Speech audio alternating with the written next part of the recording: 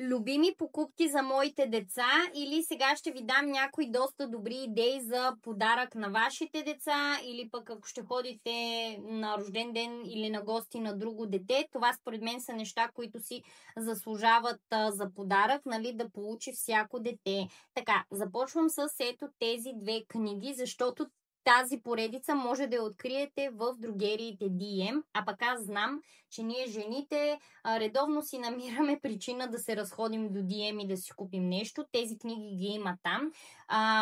Ето, те са книги с песнички. От тук се пускат песничките. Аз обаче сега съм ги изключила. Текстовете в двете книги са изключително сладки и са изключително сполучливи.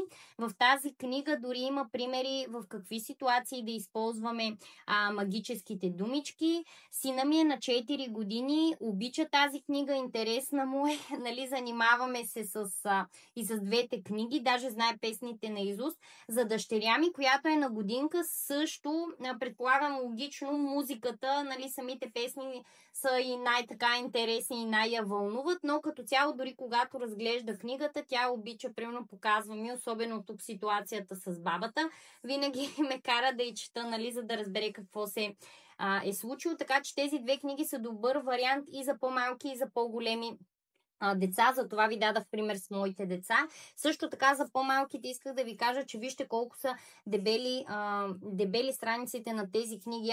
Когато моята дъщеря на годинка вземе тази книга и почне да я разнася на някъде, аз изобщо не се притеснявам, че нещо може да я повреди, да я скъса или смачка, защото наистина са дебели страниците. Така, друга музикална книга е ето тази на издателство Пан. Има същата и за червената шапчица. Ето я.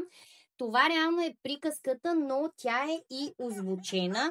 Пак заради звуците, дъщеря ми, която е нали, на годинка, се заслушва, а пък сина ми много обича, докато чета, той да прави озвучаването, нали, в зависимост от това в какъв етап от приказката сме. Ето тук, примерно, Снежанка се е разплакала, аз чета, той пуска плачещата Снежанка. Изобщо получава се много приятно занимание за всички в къщи, така че пак тази книга е добър вариант и за по-малки и за по-големи деца. Ще завърша с тази магнетична книга. Аз съм купила за кирилицата, но има за професиите, за еднорози, за багери, машини и така нататък.